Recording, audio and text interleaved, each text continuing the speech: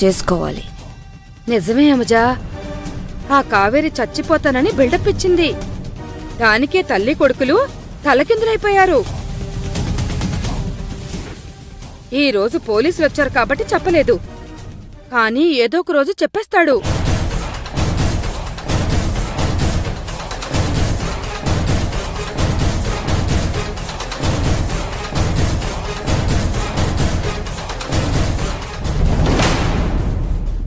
Aunty, అస్తమానం పల్లీలు తిండవే కాదు, ఆ కావేరి అడ్డు తొలగించుకోవడానికి ఏదో ఒక ఐడియా చెప్పు.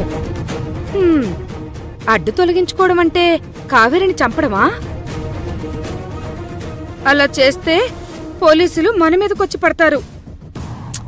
ఇప్పటికే విశాల్ మర్డర్ ఈ ఇంట్లో వాళ్లే చేశారని వాళ్ళకు అనుమానంగా ఉంది. ఇప్పుడు కావేరిని కూడా మర్డర్ చేస్తే పోలీసులు సీరియస్ గా ఇన్వెస్టిగేషన్ చేస్తారు. అప్పుడు మొత్తం అన్ని విషయాలు బయటకొస్తాయి. మరి ఏం చేద్దాం ఆంటీ? ఎప్పుడు వీధి గుమ్మాన్నే కాదేమజా, అప్పుడప్పుడు బ్యాక్ డోర్ ని కూడా ఉపయోగించాలి. అంటే ఏంటి?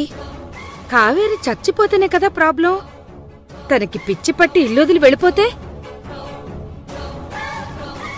అర్జున్ నీ మీద ఇష్టంతో నీ పైట చెంగు పట్టుకుని తిరుగుతుంటే, అలా జరగాలంటే ఏం చేయాలి? కలవాలి, మాంత్రికుణ్ణి కలవాలి. ఈ రోజుల్లో కూడా మంత్రాలు మాంత్రికులు ఏంటి? ఏ కాలంలోనైనా దేవుడుంటే దెయ్యం ఉంటుంది, వైద్యం ఉంటే భూత వైద్యం ఉంటుంది. నమ్మలేమాంటీ. యమజా, ఈ ఒక్కసారి నా మాట విను. నాకు తెలిసిన ఒక మాంత్రికుడున్నాడు. ఆయన చాలా పవర్ఫుల్. అక్కడికి వెళ్దాం. అర్జున్ని నీ వశం చేయడానికి వశీకరణ విద్యను ప్రయోగించమందాం. కావేరికి పిచ్చి పట్టడానికి చిల్లంగి విద్య ప్రయోగించమందాం.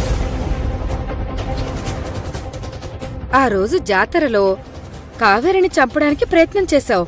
అప్పుడు నీ చెయ్యి కాలిందని, అలాంటి అనుభవమే మంజుకు కూడా అయ్యిందని చెప్పావు కదా, గుర్తుందా నీకు?